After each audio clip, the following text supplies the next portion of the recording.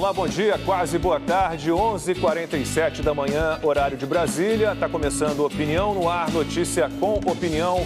Hoje, 26 de abril, é aniversário da cidade de Barra do Ouro, em Tocantins, Buritinópolis, em Goiás, Tabatinga, aqui no estado de São Paulo, e Itapoá, em Santa Catarina. Parabéns para essas e outras cidades que fazem aniversário hoje, que é o dia do goleiro e é o dia da prevenção e combate à hipertensão arterial. Bom dia, Amanda. Bom dia, Silvio. Bom dia a todos. Boa semana. Bom dia a todos. Semana começando. Vamos nessa. Bom dia também para Rodrigo Constantino, que está na Flórida, nos Estados Unidos. Bom dia, Consta. Bom dia, Lacombe, Silvio, Amanda, todos que nos acompanham. E você pode acompanhar o Opinião no Ar também pelo YouTube, pelas redes sociais da Rede TV, Twitter, Facebook e Instagram. @Opinião Rede TV é o nosso Twitter e o nosso Instagram. A gente espera a sua participação. Use sempre a hashtag Opinião no Ar. E vamos à pauta de hoje. Vamos falar de meio ambiente, da pressão internacional contra o Brasil, do que estamos fazendo e podemos fazer para proteger nossos biomas. Nós vamos conversar aqui no estúdio com o ministro do Meio Ambiente, Ricardo Salles. Ministro, mais uma vez, muitíssimo obrigado pela participação na Opinião no Ar. Bom dia para o senhor. Um prazer estar aqui com vocês. Obrigado pelo convite. Muito obrigado. Daqui a pouquinho começa a conversa. Agora eu tenho um recado para você que acompanha o Opinião no Ar. Já imaginou ter a chance de ganhar 4 milhões de reais? Esse é o valor que a Rede TV já distribuiu em prêmios com o Rede TV Plus. E as chances de ganhar continuam. É o novo Festival de Prêmios Sorte Agora do Rede TV Plus. Se você, por algum motivo, parou de assinar, tá na hora de voltar, porque os prêmios do Sorte Agora estão incríveis. Quer saber dos prêmios? Então olha aí. Olá! E aí, fala galera! Você de casa, tá curtindo a programação da Rede TV ou não é? Então, que tal ver todos os nossos programas em uma TV ultramoderna? Aquela que parece uma tela de cinema, sabe? Ai, olha, eu sou apaixonada, Maurício, por filmes, séries. Queria tanto uma TV dessa, bem grande, com alta qualidade, perfeita. Pena que eu não posso assinar a Rede TV Plus, mas você de casa pode. E pode mesmo, hein, gente? Pra gente começar a nossa promoção com tudo, nesse próximo domingo, nós já vamos sortear um carro, um Kwid. Ele é ótimo para levar a família para passear com economia e segurança. E já vamos sortear uma Smart TV para você, hein? É prêmio que não acaba mais, meu amigo, minha amiga. E a Rede TV trazendo a sorte agora. Tchau, tchau. Tchau, gente. E vamos agora à redação do Rede TV News. O número de internações por Covid-19 caiu quase 27% no estado de São Paulo no último mês. Quem tem as informações é o repórter Guilherme Lopes. Bom dia, Guilherme. Boa notícia, né, Lacombe? Bom dia a você, bom dia a todos. De acordo com o governo de São Paulo, neste domingo, o estado registrou um pouco mais de 22 mil pessoas internadas com Covid-19, sendo que 10 mil estavam na UTI, o que representa uma queda de 26,9% no número de internações no estado em relação ao final de março. Hoje, a ocupação de leitos de UTI no estado é de 80,7%. Na Grande São Paulo, o número é de 79%. A União Europeia vai processar o laboratório AstraZeneca por atraso na entrega de vacinas contra a Covid-19. Os 27 países aprovaram a ação. Para o bloco, a empresa não respeitou o contrato de fornecimento e não tem um planejamento confiável para garantir as entregas dentro do prazo. Agora, uma última informação que vem do esporte. O técnico do Santos, o argentino Ariel Holan, pediu demissão. De acordo com a diretoria do clube, o treinador não se sentiu confortável após sofrer ameaças de torcedores que chegaram a soltar rojões no apartamento dele. É isso, mais informações você acompanha no portal redetv.com.br e no Rede TV News às 7h30 da noite. Um bom dia a todos. 11h56, horário de Brasília. Opinião no Ar de volta para conversar com o ministro do Meio Ambiente, Ricardo Salles. Eu peço só licença ao ministro rapidamente para contar uma história para vocês, algo que aconteceu comigo. Minha mãe nem sabe, vai saber agora. Está tudo bem, está tudo tranquilo. Neste sábado, saí para almoçar com minha mulher, voltei 3 horas depois, por volta de 4 da tarde. Entramos no apartamento pela porta social e ouvimos barulho na porta de serviço e havia um casal de adolescentes no meu apartamento. Uma menina de 14 anos de idade e um menino de 18 anos de idade. Já tinham revirado o apartamento inteiro, já tinham separado alguns pertences meus e da minha mulher para levar. Eu, ainda bem, sou lutador, consegui imobilizar o menino, consegui controlar a situação, fiquei num mata-leão com o menino por quase meia hora até a chegada da Polícia Militar, depois a Polícia Civil chegou, uma situação muito complicada, muito difícil, está sendo investigado pelo 23º Distrito, o boletim de ocorrência foi feito na Central de Flagrantes, uma situação muito delicada e eu estou dando esse depoimento aqui porque, apesar da prisão em flagrante do menino de 18 anos, que já tinha passagem pela polícia, a menina tinha saído da Fundação Casa, quer dizer, menor infratora, em dezembro deste ano, os dois pelo mesmo tipo de crime, invasão de domicílio, furto qualificado. E no sábado mesmo, isso foi por volta de 4 da tarde, fomos à delegacia às 6 da tarde, 3 horas depois a menina foi liberada. E ontem eu recebi a notícia de que o rapaz de 18 anos, já com passagens pela polícia, também foi solto. Às 6 da tarde chegou à Central de Flagrantes o alvará de soltura desse rapaz. Então, uma situação revoltante, muito difícil lidar com isso. Então, eu estou fazendo esse desabafo aqui para dizer a você que eu pretendo me movimentar da maneira que eu posso. Então, hoje eu estarei no Alerta Nacional com o Siqueira Júnior para falar desse tipo de crime, da nossa legislação, que é sempre pró-bandido, né? É sempre pró-réu. As pessoas ficam com essa sensação revoltante de impunidade. A gente fala sempre disso, isso aqui, a violência não é o problema é a criminalidade e a impunidade. A impunidade é algo imperdoável, a gente não vai ter saída se continuar dessa maneira. Então, só para chamar você no Alerta Nacional, a partir das 6 da tarde, eu estarei com o Siqueira Júnior, com o Ed Polo, falando desse caso e a gente espera que a polícia, aliás, agradeço muitíssimo a Polícia Militar do Estado de São Paulo, a Polícia Civil do Estado de São Paulo, ao pessoal da perícia. Eu fui prontamente atendido com toda a educação, com toda a eficiência, mas infelizmente a nossa legislação, o nosso Poder Judiciário está nos deixando reféns dessa situação toda de impunidade e dá uma sensação muito ruim de revolta. Só para dizer isso rapidamente, nosso assunto hoje é meio ambiente, então mais no fim da tarde, no Alerta Nacional, eu vou estar lá com o Siqueira Júnior para falar um pouquinho mais sobre isso. Mãe, está tudo bem, tá? Tudo resolvido, só que eles estão na rua, os dois meninos, e isso deixa a gente muito chateado. Ministro, peço desculpas aqui por essa introdução, né? É algo que está me incomodando, eu fiquei realmente muito incomodado. Um menino de 18 anos preso em flagrante, né? Dentro da sua casa, né? Sua célula ali, né? Seu mundo íntimo ali, violado dessa maneira, é uma sensação muito ruim. Mas vamos falar de meio ambiente, também não tem muito assunto bom nessa área, muita pressão sobre o Brasil. Eu quero começar então pedindo ao senhor que faça uma análise do que foi dito na cúpula sobre o clima. São promessas que podem ser cumpridas, são promessas, são metas necessárias, estamos exagerando, o mundo não vai acabar em 2030. Qual é a situação? Que análise o senhor faz sobre a cúpula do clima? Bom, Lacombe, prazer estar com vocês aqui novamente. Lamento o ocorrido e espero que se esclareça tudo rapidamente.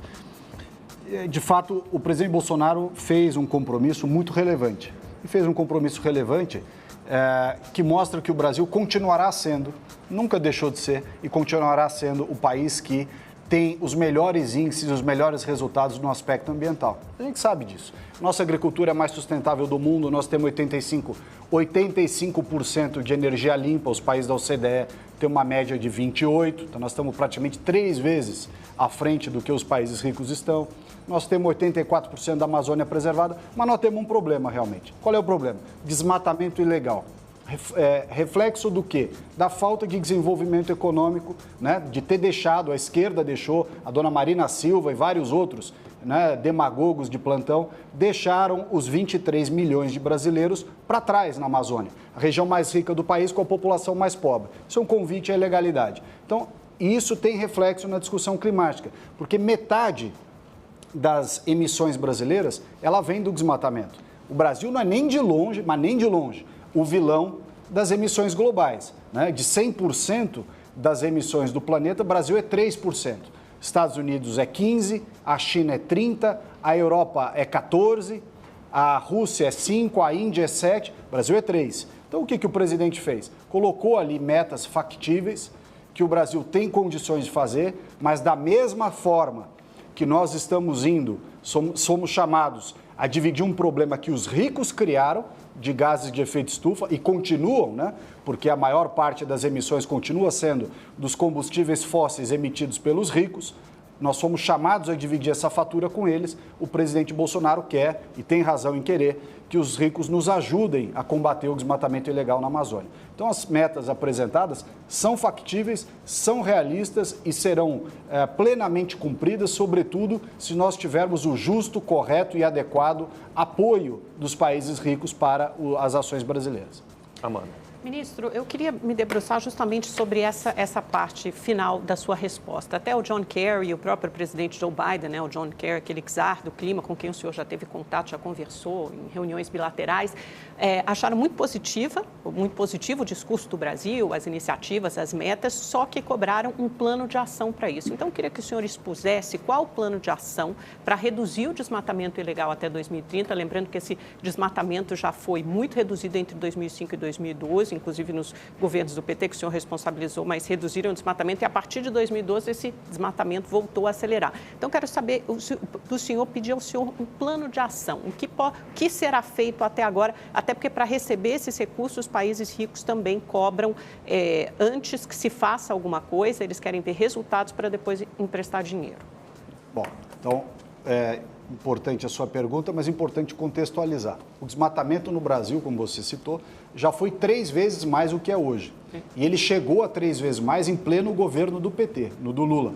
2002 a 2006, né? Foi quando o desmatamento foi lá para cima e chegou a 28 mil quilômetros quadrados. 3 vezes mais do que é hoje. E voltou a cair e bateu o seu piso em 2012, 4 mil e poucos quilômetros. Muito bem, por ano, quilômetros quadrados. O que é importante para você combater o desmatamento ilegal da Amazônia? Em primeiro lugar, colocar as pessoas no centro do debate, cuidar das pessoas. Se a pessoa não tem alternativa de emprego, de renda, não tem nada para fazer em termos de alternativa de receita, ela vai fazer o que está disponível. O que está disponível? Cortar madeira, garimpar, fazer pecuária em local que é chamado de grilagem. Não quer dizer que todo mundo que está lá fazendo pecuária é grileiro, mas tem incentivos econômicos para que essas pessoas acabem sendo chamadas para essa atividade ilegal, porque ela não tem alternativa. Então, o primeiro passo para você resolver o problema do desmatamento ilegal na Amazônia é colocar essas pessoas no centro do debate e não esconder as pessoas como se fez no passado e tratar só da questão ambiental. Tudo bem, no momento que você coloca as pessoas no centro do debate, 5 linhas de ação são fundamentais. A primeira delas, fazer a regularização fundiária da Amazônia. Não tem sentido você ter uma região daquele tamanho sem saber quem são os proprietários das áreas. Você tem que saber, é que em qualquer cidade, em qualquer lugar, isso dá estabilidade jurídica, dá responsabilidade. Você tem um nome e um CPF para responder sobre qualquer atividade ilegal. Segundo, a bioeconomia. Fala-se muito da bioeconomia, mas não se fez. Por que não fez? Porque o pessoal não gosta, né? Muitos dessas entidades, de alguns acadêmicos, não gostam de setor privado. Então deram dinheiro para pesquisa que nunca termina, para viagem, para seminário, mas para desenvolver um setor privado de bioeconomia que é bom, não fizeram. Por isso que não tem bioeconomia na Amazônia. Terceiro, zoneamento econômico-ecológico, que equivale a um plano diretor, igual você tem nas cidades, você orientar o ordenamento territorial, né, como se faz a ocupação sustentável daquela região. Quarto e super importante é o pagamento pelos serviços ambientais. Pagar para quem faz as coisas direito ou remunerar para que a pessoa pare de fazer coisas erradas e venha cuidar do meio ambiente. Então, esse PSA, o pagamento por serviços ambientais, é fundamental e a principal fonte de recursos para o PSA será o mercado de carbono, que os países ricos até hoje não deixaram acontecer, né? Falam muito do Brasil, apontam o dedo para nós, mas quem postergou, pelo menos em Madrid, antes disso, essas realidades eu não estava presente, mas em Madrid, em 2019, eu estava. E quem postergou, quem protelou, não deixou ter acordo sobre o artigo 6º de Paris, que é o mecanismo de mercado de carbono, foram os europeus, exatamente. Então, além disso, o quinto ponto é o comando e controle, ou seja, a fiscalização. Que plano nós apresentamos? A pedido dos americanos, tá? A pedido dos americanos.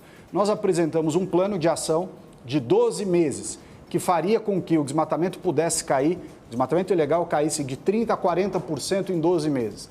$1 bilhão custa isso. você coloca 10 batalhões de Força Nacional, dá mais ou menos 3.500 homens, durante 12 meses, mais 1.500 brigadistas profissionais, mais os 3.000 brigadistas do Previfogo do IBAMA e 10 mil pessoas que seriam retiradas da ilegalidade e treinadas para ser o que a gente chama de guarda-parque. Então, pessoas que hoje ganham dinheiro na ilegalidade, você treina essas pessoas, paga essas pessoas para elas poderem sobreviver e elas passam a ser defensores do meio ambiente. Quanto custa isso?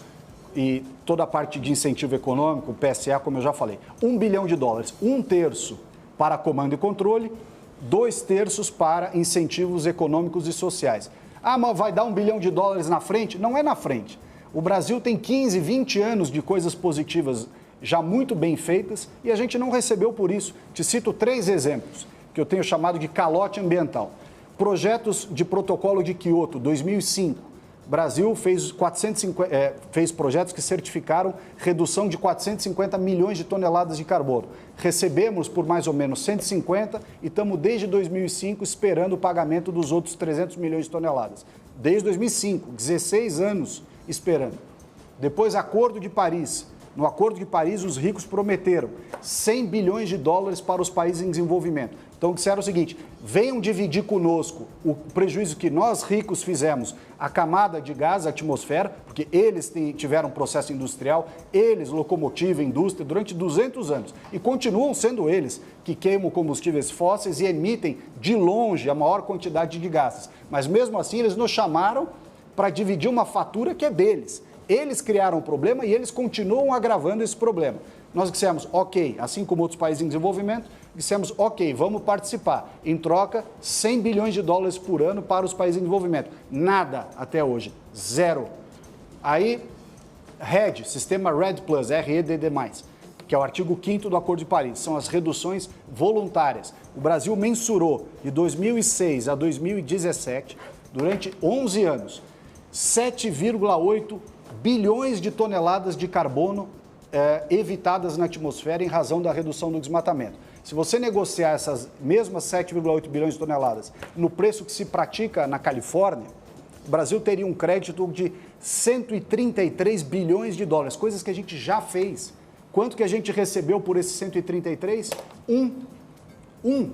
Então, essa história de falar, faz primeiro para eu te pago depois, nós já fizemos. Nós estamos fazendo há 15 anos. E há 15 anos que a gente não vê a cor do dinheiro. Então, se há uma questão de credibilidade, ela pode ser recíproca. Eles não acreditam que a gente pode fazer o combate ao desmatamento e nós não acreditamos que eles vão pagar. Porque, afinal de contas, nós estamos há 15 anos esperando. Então, tem que haver um meio do caminho. Qual foi o meio do caminho? Esse projeto que nós apresentamos ao governo dos Estados Unidos. Principalmente porque o presidente Biden, na época candidato Biden, prometeu $20 bilhões para a Amazônia. Está lá registrado ele prometendo isso, falou num debate, inclusive. Então, o que nós fizemos? Está aqui o projeto, está aqui o que nós podemos fazer, explicado como vai ser feito, em quanto tempo vai ser feito, quanto vai custar. $1 bilhão. Não é nada absurdo, considerando que ele ofereceu 20, nós estamos pedindo 1.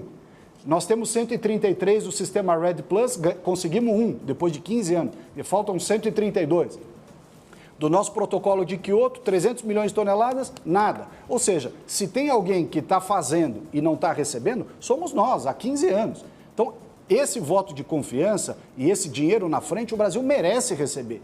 Tem lastro para receber, tem explicação do porquê receber. Ou seja, se não quiserem dar, perfeitamente, nós vamos cuidar da Amazônia, vamos fazer as operações, vamos fazer tudo o que tiver ao nosso alcance com o nosso orçamento. Mas se eles ajudarem, podemos fazer mais. Silvio.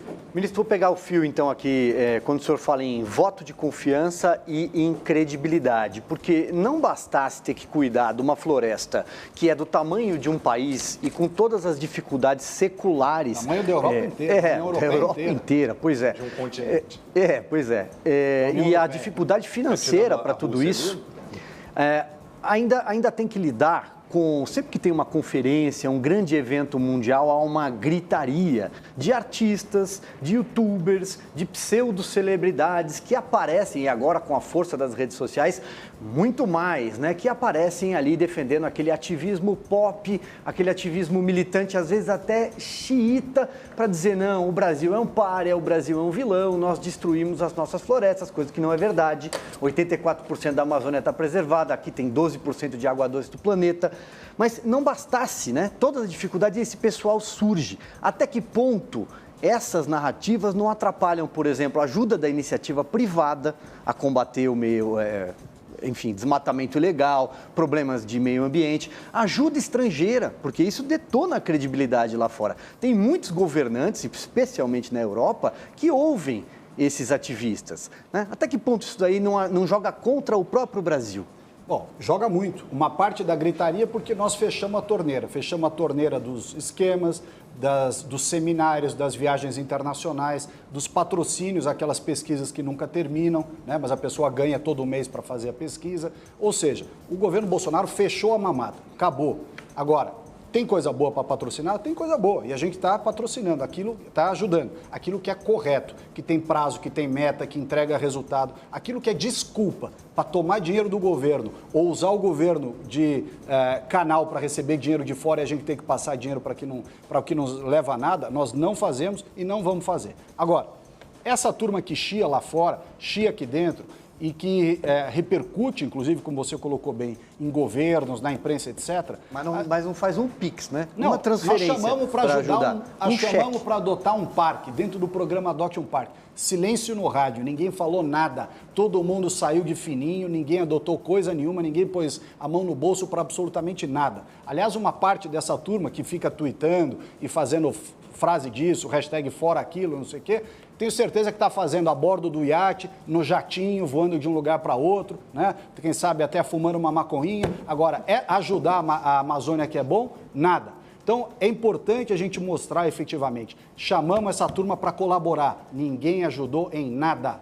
Está lá o programa Adote um Parque para fazer, tem o programa Floresta Mais, de pagamento por serviço ambiental, onde a pessoa pode fazer um depósito, pode fazer uma ajuda, nada. Quer dizer, está cheio de engraçadinho aí, cheio de Teletubby enchendo a nossa paciência de tudo quanto é lado, mas ajudar que é bom, nada.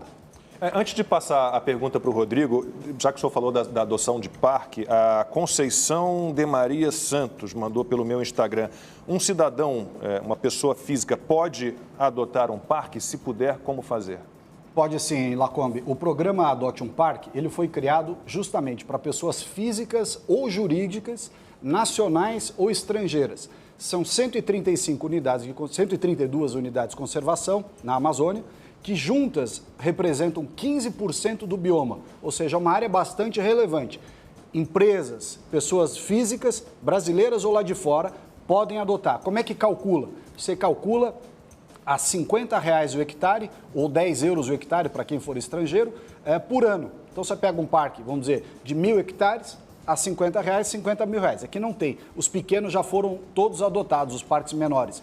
Nós estamos indo muito bem, nós temos já praticamente 12 parques dos 132 assinados, protocolos de intenção, enfim, negociados do ponto de vista de apresentar proposta.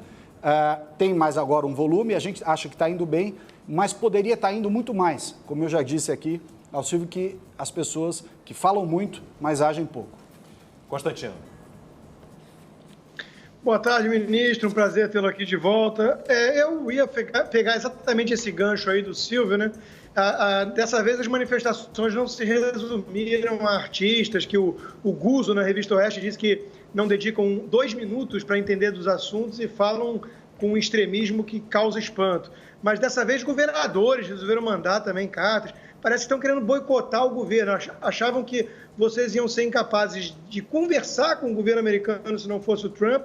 E agora que as conversas estão ocorrendo, são construtivas, e o próprio presidente Biden e sua equipe reconhecem o discurso bem feito pela cúpula, aí tentam boicotar e falar para não escutarem o governo. É uma coisa que causa espécie. Mas eu queria pegar também o gancho e falar dessa divisão entre causas muito abstratas, tipo o aquecimento global, essa histeria de que o planeta vai derreter, versus coisas mais concretas, tipo, por exemplo, o lixão, que é uma bandeira importante do seu governo. Por conta desse embate aí com a grande especialista, filósofa, pensadora Anitta, né, o senhor mostrou um vídeo sobre as conquistas até aqui do governo. Ela acusou o governo de não fazer nada e tudo. Eu queria perguntar, o que foi feito de concreto, quais resultados já temos em relação a essa política mais local, esse enfoque mais local da questão do meio ambiente?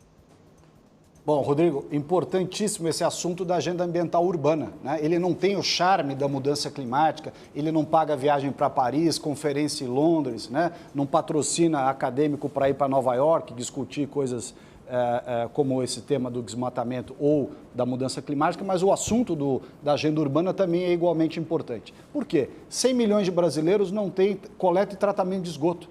Ministros de meio ambiente passaram por essa cadeira, não estavam nem aí por esse assunto. Da mesma forma, cerca de 3 mil municípios brasileiros têm lixões, uma verdadeira pandemia dos lixões. Também ninguém estava nem aí para esse assunto.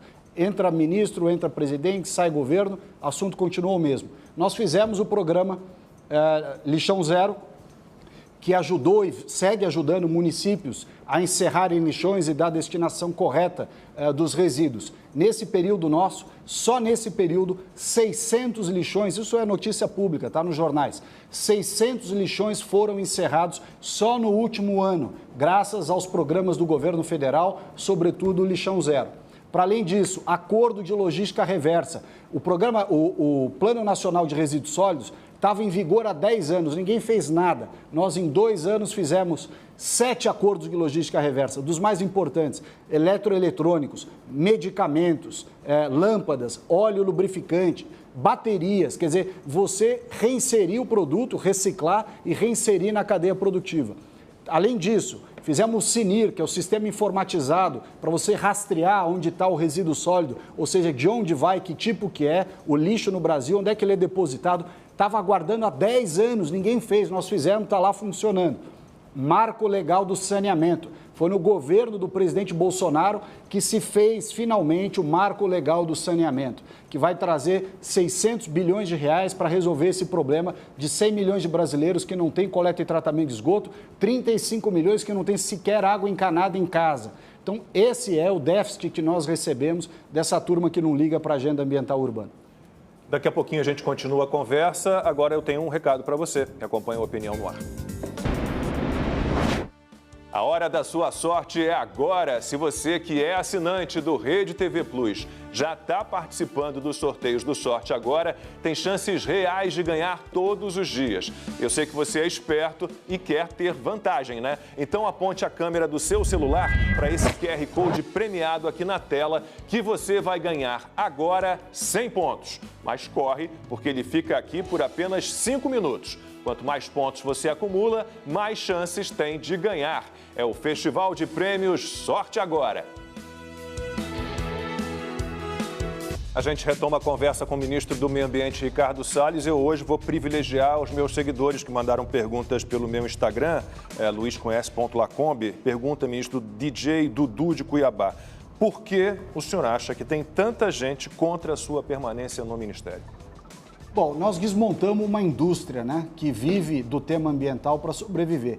Tema ambiental super relevante, pauta que é de todos os brasileiros, da direita e da esquerda, vários assuntos que foram jogados para baixo do tapete ao longo dos anos, mas muita gente pendurada nesse assunto ganhando dinheiro, né? Pendurada aí nas mamatas, nos esquemas, nos patrocínios, nas verbas. Então esse foi o primeiro. Fechou a torneira, a turma grita. De outro lado, há o interesse político em bater no governo do presidente Bolsonaro. A esquerda perdeu a eleição, várias dessas pessoas estão inconformadas até hoje que perderam a eleição e ficam batendo e repisando e fazendo uma narrativa mentirosa. Aliás, essa narrativa mentirosa, Lacombe, ela teve, inclusive, agora, por ocasião da eleição do presidente dos Estados Unidos. Quando o Biden foi eleito, qual foi a primeira coisa que, como o Silvio falou aqui, o Constantino também, governadores, artistas, um monte de engraçadinhos, dizendo, agora acabou, o Brasil vai ficar isolado, não vai ter conversa com o Biden.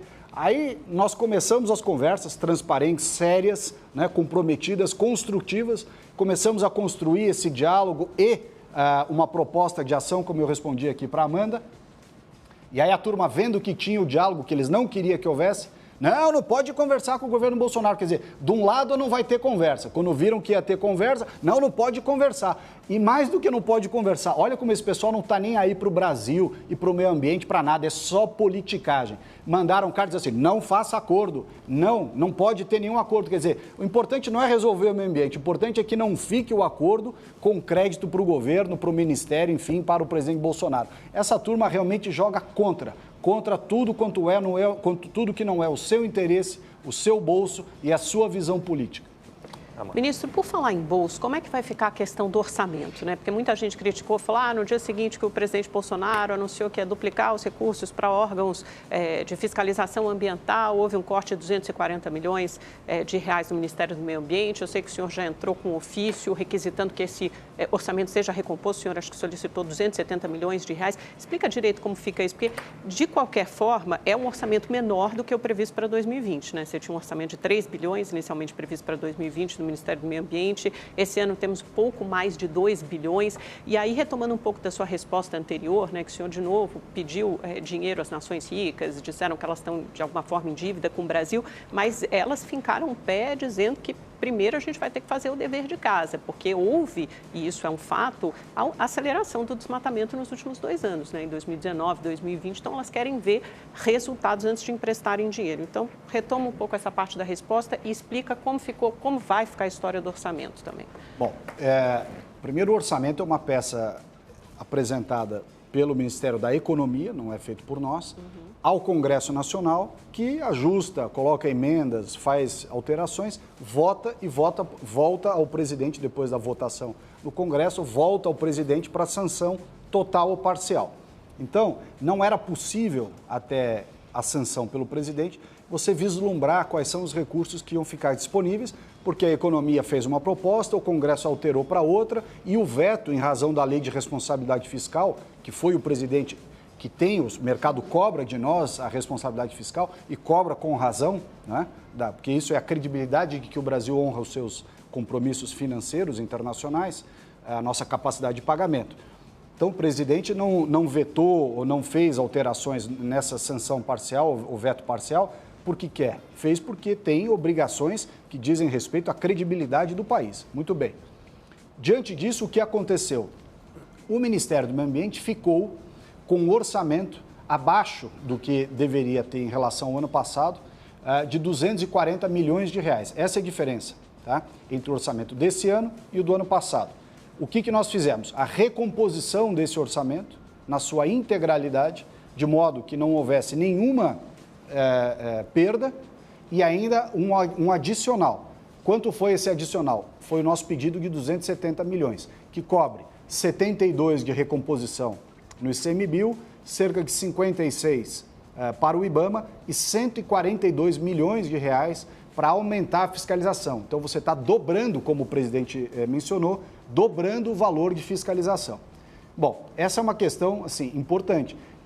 Daria para gastar mais recursos se nós tivéssemos. Daí, inclusive, o porquê de pedir recursos internacionais. Se vierem os recursos, nós vamos escalar, vamos aumentar substancialmente as ações de comando e controle por um lado e de incentivo econômico e social por outro. Não faremos só comando e controle. Foi isso que foi feito no passado, reprimir as pessoas e não se preocupar de como elas vão viver, e é por isso que o desmatamento voltou a subir de 2012 em diante. Ninguém cuidou das pessoas. Então, a proposta do governo Bolsonaro é comando e controle, cumprir a lei sim, mas, por outro lado, cuidar das pessoas, fazer os incentivos econômicos, pagamento de serviço ambiental, enfim, o que for necessário para elevar o padrão de vida desses brasileiros, desses 23 milhões de brasileiros que estão lá. O dinheiro estrangeiro, ele é muito bem-vindo nesse sentido. O Brasil vai dizer como vai gastar. Somos nós, um país soberano, com um presidente eleito, que respeitou todos os parâmetros democráticos e institucionais do país, até aqueles que diziam que a gente ia desrespeitar, não tem nada para falar do presidente Bolsonaro. Portanto, tirando a narrativa política, a verdade é que o Brasil merece o recurso, porque fez a lição de casa, continua sendo um país bastante exemplar do ponto de vista ambiental, muito mais do que aqueles que nos apontam o dedo. Tem uns aí que apontam o dedo para nós e vivem de conta petróleo.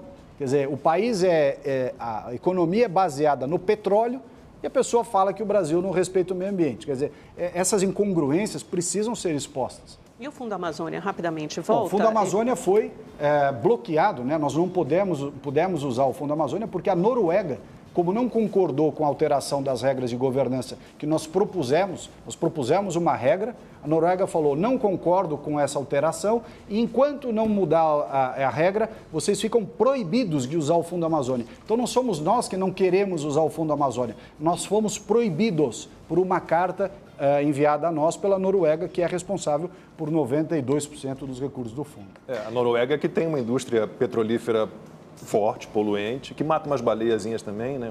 O Pedro Neri escreveu um artigo no jornal semana passada dizendo isso, que a Noruega tem como grande fonte de receita das suas exportações o petróleo. E é o Brasil que depois não consegue nem discutir a exploração mineral das suas riquezas. Mas a Noruega tem como grande receita a exploração de petróleo e é algo relevante na sua pauta de exportações. Ministro, eu queria voltar na questão do ativismo oportunista, o ativismo, inclusive, como fonte de renda de alguns, profissão ongueiro, né? Algo que ficou muito conhecido no Brasil, especialmente durante os anos do PT no poder, no período da Marina Silva. Aliás, ano que vem ela volta a cada 4 anos, 2022 a Marina reaparece. Nós temos dados, temos números para mostrar que, e aqui fica só fazer um parêntese, não se trata de generalizar o trabalho das ONGs. Tem ONGs sérias, tem muitas ONGs sérias, mas não são todas. E a própria CPI das ONGs mostrou isso no passado, no Congresso Nacional, que eu me recordo. Ministro, a gente tem um número para dizer quantas ONGs foram descobertas, até com a ajuda da CGU, com a ajuda de outros, enfim, da Polícia Federal, do Ministério Público, deixaram de mamar no Estado, de pegar recurso do Estado como fonte de sobrevivência e pouca entrega efetiva? Olha, acho que as entidades do terceiro setor, as ONGs que são sérias e que fazem um bom trabalho, deveriam ser as primeiras interessadas em fazer essa separação do joio e do trigo. Porque, como você colocou bem, não se pode generalizar. Tem algumas que fazem bons trabalhos, fazem trabalhos sérios, têm parâmetros. E, principalmente, o seguinte aspecto, quando o dinheiro não é público, se alguém quiser montar uma ONG para algo que a gente sabe, eventualmente, que não vai dar em nada, mas o dinheiro é privado, cada um doa o que quis, ela faça o que quiser. Claro, desde que não seja contra a lei. Mas, não sendo contra a lei, a questão da eficiência é irrelevante. Porque quem dá o dinheiro que se responsabilize. Se você quer desperdiçar o teu dinheiro com alguns projetos ou algumas entidades que são sabidamente ineficientes, que não entregam, o problema é teu, você dá o teu dinheiro para quem você quiser. O problema é quando o dinheiro é público ou passa pelo governo, que muitas vezes o mecanismo que as pessoas não sabem é que muitos dos recursos que vêm de fora, eles vêm para o governo brasileiro, mas já carimbado para ser mandado para uma determinada entidade. O governo não tem nem margem para dizer, olha, esse recurso que vocês estão dando, eu quero gastar nesse projeto aqui ou dessa forma. Não, eles dão o recurso, já dizem que é e para quem tem que ir. Quer dizer, é o fim da picada isso. Carimbado. Então, e o governo fica responsável pela licitude, né, pela correção da aplicação desse dinheiro.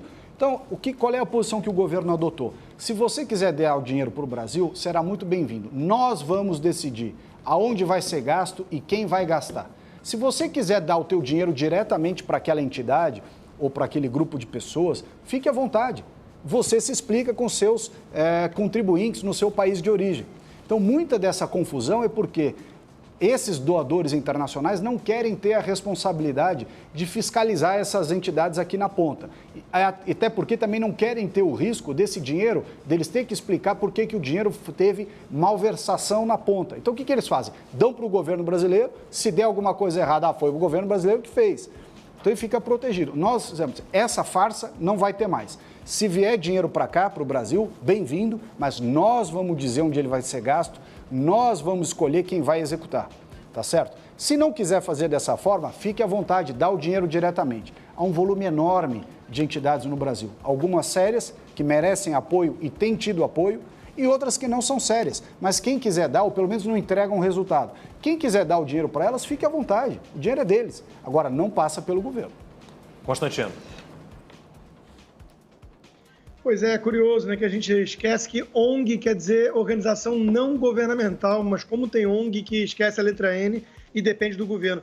Ministro, eu queria falar sobre essa questão da ala ideológica, né? O nome do ex-ministro Weintraub no MEC, o nome do Ernesto Araújo, chanceler nas relações internacionais, e o seu nome no Ministério do Meio Ambiente eram os 3 grandes nomes atribuídos aí a tal ala ideológica. Ideologia, sempre quem tem é o outro, né? Marina Silva, Lula e companhia não tem nenhum tipo de ideologia, imagina só, Freixo. Desses 3 que eu mencionei, só o senhor continua no governo. Eu queria que o senhor falasse dessa pressão, como é que está o relacionamento também com o presidente. E em relação ao pragmatismo que muitos cobram, né, quando interessa, de novo, né, o senhor mesmo mencionou, o governo está em tratativas com o governo americano, as coisas estão andando.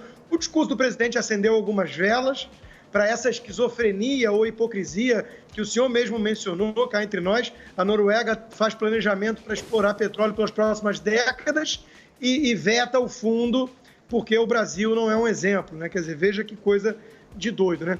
Como é que fica essa questão de ideologia versus pragmatismo na sua gestão e o aval que o presidente dá a essa postura mais, chamemos de, com base em convicções, em princípios e valores que o senhor apresenta? Rodrigo, nós fazemos no Ministério uma gestão técnica, sempre em cima de critérios técnicos, com demonstrações de que algo que funciona, que não funciona, etc. Essa parte ideológica, de fato, existe muito nos ministérios onde há princípios e valores envolvidos. Ministérios onde há obra, né, execução de recursos orçamentários, você tem pouca questão filosófica de princípios e valores envolvidos, salvo aquela que no governo Bolsonaro é muito firme, que é o combate à corrupção. Talvez o recorde brasileiro seja realmente o do governo Bolsonaro, 2 anos e 5 meses de governo, não há um único caso de corrupção, né? Talvez na história recente do Brasil seja o único caso que nós podemos dizer, afirmar com bastante tranquilidade. Agora, o que acontece conosco? O presidente Bolsonaro foi eleito em cima de uma pauta de valores, sem ajuda de partidos, sem grandes grupos financeiros dando dinheiro por trás, sem movimentos de artistas e intelectuais e não sei o que dando apoio para ele. Ele foi eleito com princípios e valores. Ele fez uma campanha modesta, ele saiu às ruas, tomou a facada, sobreviveu e ganhou a eleição de acordo com as regras democráticas e segue administrando o país de acordo com as regras democráticas. É atacado de tudo quanto é jeito, aliás, nós todos somos atacados de tudo quanto é jeito, com palavras, com atos, com uma série de coisas, e nós é que somos rotulados dos antidemocráticos. Aqueles que nos atacam, não.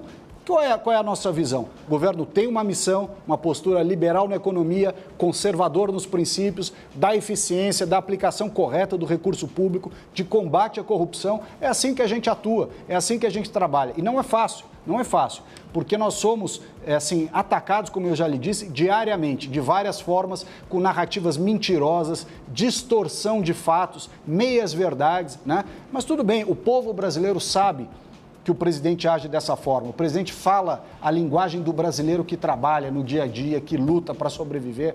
O brasileiro reconhece no presidente Bolsonaro um cidadão humilde, correto, que está fazendo tudo para acertar, para arrumar o país. Isso não quer dizer que o país não possa, que a gente não tenha um erro ou outro para consertar. Ninguém aqui tem compromisso com o erro, mas o trabalho é no sentido positivo. Não se instalou, como no passado, uma gangue para roubar o país, para roubar os fundos de pensão, para aparelhar as estatais e fazer esquema. Esse é o grande exemplo do governo Bolsonaro. Ministro, mais uma pergunta de um seguidor meu, Rafa Bordignon. O que está sendo feito para combater a propagação de informações falsas sobre o meio ambiente brasileiro no exterior? Bom, o governo contratou, através da Apex, uma assessoria de imprensa e de relações públicas profissional. Também tem feito bastante esforços no sentido de municiar órgãos de comunicação com a informação correta. O problema é que a campanha difamatória, a distorção dos fatos, né, esses videozinhos apócrifos, eles são muito volumosos e a gente, de fato, tem que fazer isso todo dia. Ao invés de você trabalhar no dia a dia para resolver os problemas do país, você tem que resolver os problemas do país e combater as fake news, combater as narrativas mentirosas desse pessoal descomprometido. Nós temos feito. Infelizmente, a pandemia atrapalhou muito, porque você não pode viajar, né? Não pode ir lá fazer essa defesa e aí fica mais limitado, porque os meios de comunicação não dão espaço, na sua maioria, evidentemente, não dão espaço para que o governo faça e apresente as ideias da maneira correta. Amanda. Ministro, eu queria entender a sua posição no caso da apreensão histórica daquela carga de madeira avaliada em mais de 100 milhões de reais pelo superintendente da Polícia Federal do Amazonas, Alexandre Saraiva. O senhor criticou a operação, foi ao local, tirou uma fotografia que circulou muito e gerou muita polêmica em frente a algumas toras da madeira. Fato é que os técnicos de órgãos de fiscalização dizem que os principais responsáveis pelos desmatamentos são esses grileiros, essas grandes organizações criminosas ilegais que invadem terras públicas, cortam essa madeira, depois criam pastos, pecuária, agricultura, etc. Por que nessa operação em particular o senhor não ficou ao lado da investigação da Polícia Federal e criticou essa investigação que acabou depois levando à exoneração do Alexandre Saraiva, da Superintendência da Polícia Federal, ele, inclusive apresentou uma notícia-crime ao STF contra o senhor. Queria que o senhor explicasse a sua posição. Bom, primeiro, eu estou sempre do lado da lei. Ao contrário da narrativa que ele tentou criar, nós não somos contra a Polícia Federal. Aliás, ao contrário, nós no governo, no Ministério do Meio Ambiente, no IBAMA e eu mesmo, apoio muito as ações da Polícia Federal. Mas mesmo quando há questões envolvendo a Polícia Federal, nesse caso especificamente, nós estamos falando de um inquérito presidido pelo Saraiva. Não é a Polícia Federal, é ele, delegado Saraiva. E ele, delegado Saraiva, que curiosamente era o único inquérito do Brasil em que um superintendente estadual presidia também o inquérito. Todos os outros superintendentes estaduais no Brasil, da Polícia Federal, cuidam da parte administrativa. Ele era o presidente desse inquérito, quer dizer, mostra o envolvimento pessoal dele. Na minha opinião, essa questão dele presidir o inquérito já mostra uma falta de parcialidade. Mas isso, evidentemente, a Corregedoria da Polícia Federal vai apurar. O que é importante? Não é que nós somos contra a operação. Nós achamos, inclusive, até por isso temos as nossas próprias operações de comando e controle, que a operação de comando e controle, fiscalização, é fundamental, mas ela também tem que respeitar as regras de contraditório, de ampla defesa, né? E atuar de maneira célere. Nesse caso específico, qual foi a nossa posição? Nós somos procurados por 4 senadores da República, Jorginho Melo, Messias de Jesus, Telmário Mota e Zequinha Marinho.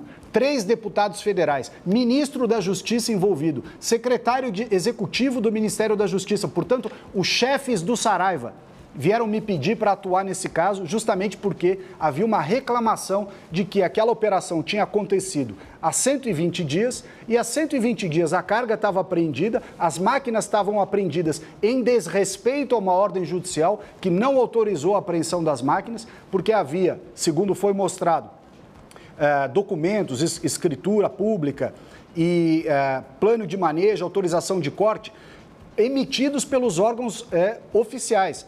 Qual é o argumento dele? Isso tudo é falso. Pode até ser que seja, mas tem que provar que é falso. Se você disser que tudo que está ali tem a presunção de ser falso, você dá um ar de ilegalidade a algo que pode não ser ilegal. Não é meu papel dizer se é legal ou não. O nosso papel, enquanto agente político, foi dizer, passados 120 dias, por que ele não tem nenhuma conclusão sobre a legalidade ou a legalidade? Porque a madeira está apreendida, está estragando, tomando chuva e sol há 120 dias, daqui a pouco a carga não tem valor nenhum. Se essas pessoas não forem bandidos, pode até ser que sejam, mas se não forem, quem vai indenizar o valor dessa carga que você citou, de 100 milhões de reais? Porque se essas empresas quebrarem, os funcionários que trabalham nelas vão ficar desempregados e vão trabalhar na ilegalidade. É essa falta de equilíbrio, de bom senso, se realmente aquilo não for ilegal, vai jogar as pessoas na ilegalidade. Então, a nossa posição não foi de proibir a investigação ou de atrapalhar nada. Veja só quem estava envolvido. Ministro da Justiça, secretário executivo do Ministério da Justiça, ministro da Secretaria de Governo, ministro de Meio Ambiente, 4 senadores, 3 deputados federais, presidente da FUNAI, presidente do IBAMA, quer dizer, e ele chama isso tudo de organização criminosa. É um absurdo, uma irresponsabilidade, só um minuto, uma irresponsabilidade.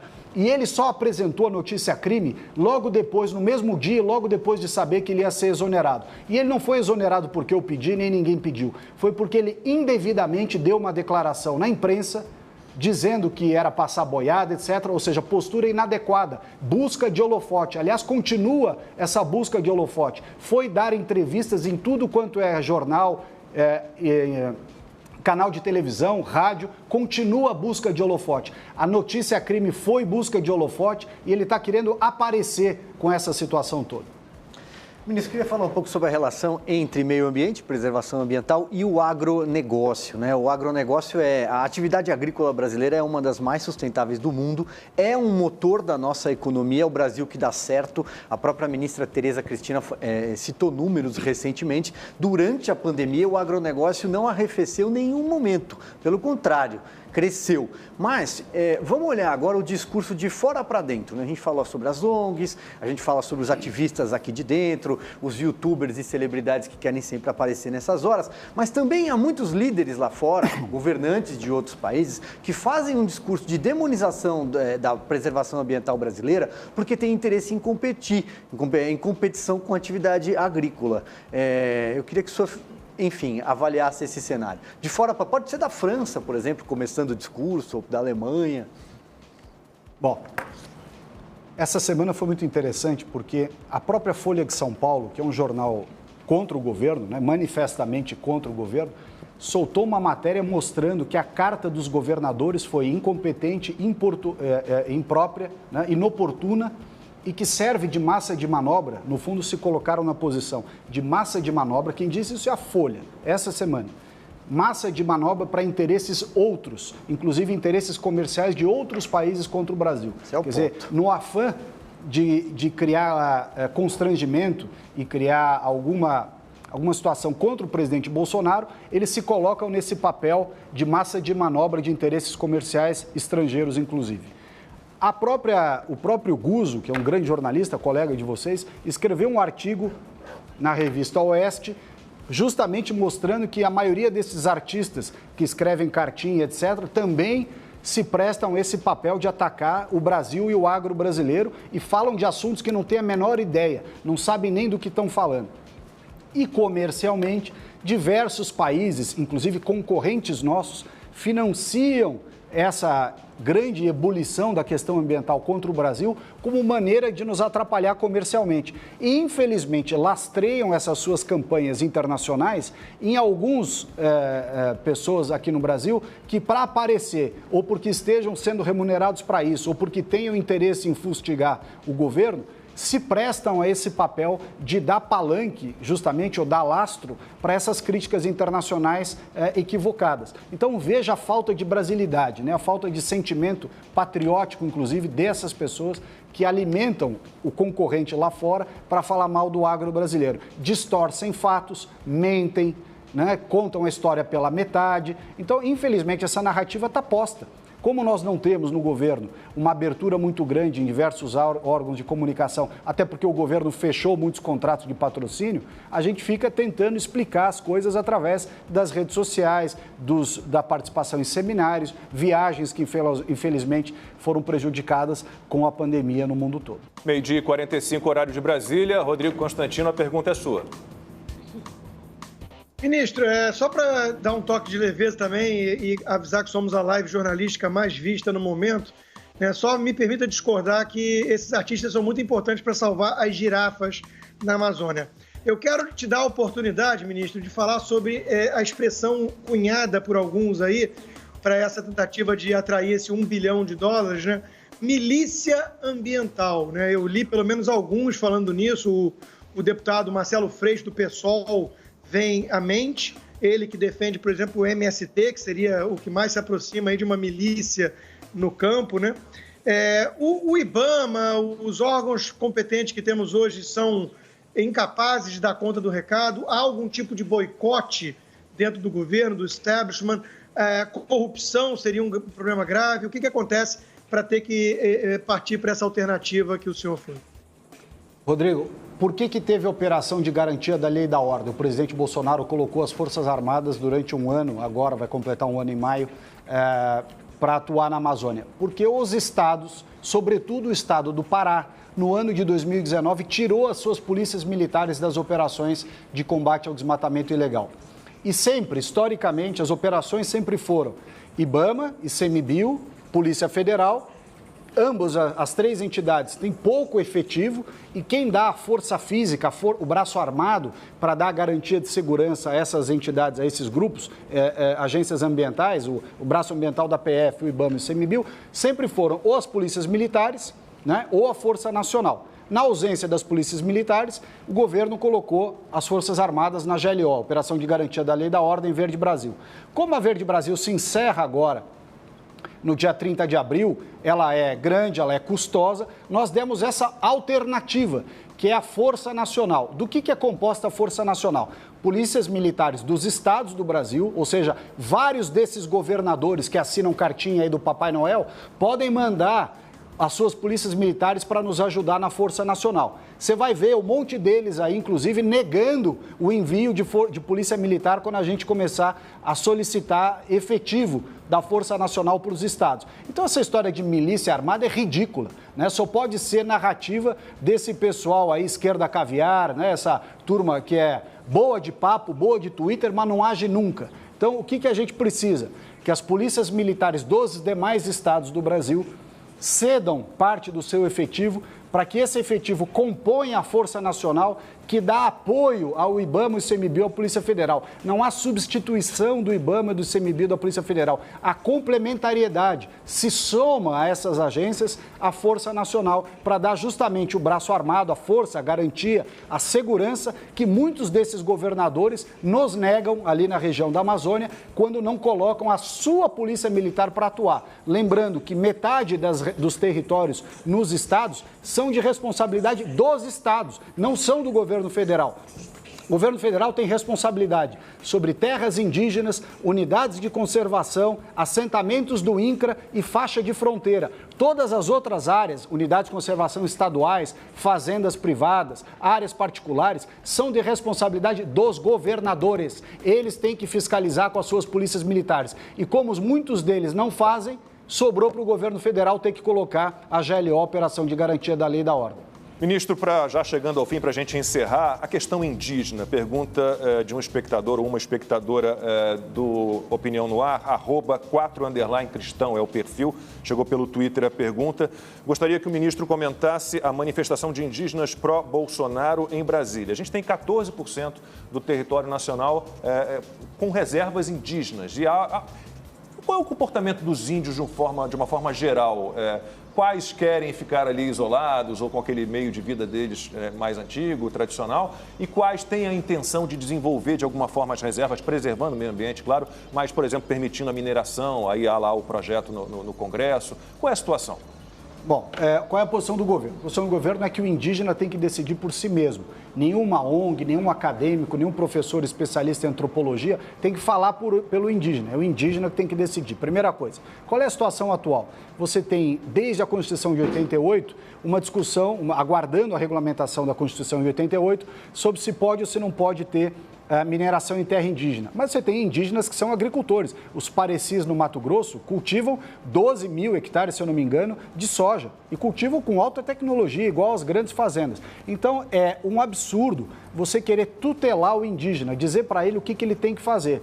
Ele tem que escolher na reserva dele e você vai ter opiniões diferentes, às vezes até dentro da mesma reserva, da mesma etnia. Aqueles que querem mais isolamento ou viver uma vida desprovida de bens materiais, você vai ter os outros que estão totalmente incorporados à civilização, que já nem vivem mais nas reservas, e você tem um grande volume de indígenas que querem poder trabalhar na agricultura, poder fazer uma mineração correta, sustentável, mas continuar vivendo na reserva. Então, na aldeia indígena. Então, essas atividades são que podem lhes prover recursos para, inclusive, manter as suas tradições, manter os seus hábitos. Isso não significa você ter que congelar o indígena numa maneira de viver na época da pedra lascada. Nem eles querem isso. Então, é preciso respeitar a decisão que eles tomam, não aqueles que dizem que falam por eles. Essa é a grande diferença.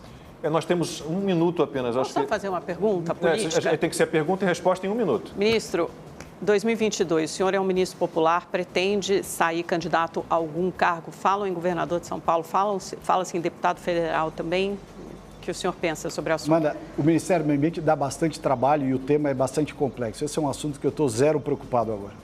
Mas vai sair candidato a algum cargo, qualquer que seja? Não sei, pode ser que seja candidato a alguma coisa, mas essa, assim, é a milésima prioridade. Eu não estou nem um pouco preocupado com isso agora. 30 segundos, uma mensagem final, ministro. Perspectivas para esse ano? Lacombe, Amanda, Silvio, agradecer a vocês e dizer que o meio ambiente precisa de desenvolvimento econômico. Essa fórmula, desenvolvimento econômico sustentável, é a maneira de combater a pobreza e a miséria. Meio ambiente é desrespeitado onde tem pobreza e miséria. Portanto, essas questões são indissociáveis e é nessa linha que a gente trabalha. Ministro Ricardo Salles, mais uma vez agradeço muito pela participação aqui no Opinião no Ar. Rodrigo Constantino, Amanda Silva, obrigado a vocês. Muito obrigado pela audiência. A gente volta amanhã, 11h47 da manhã. Até lá.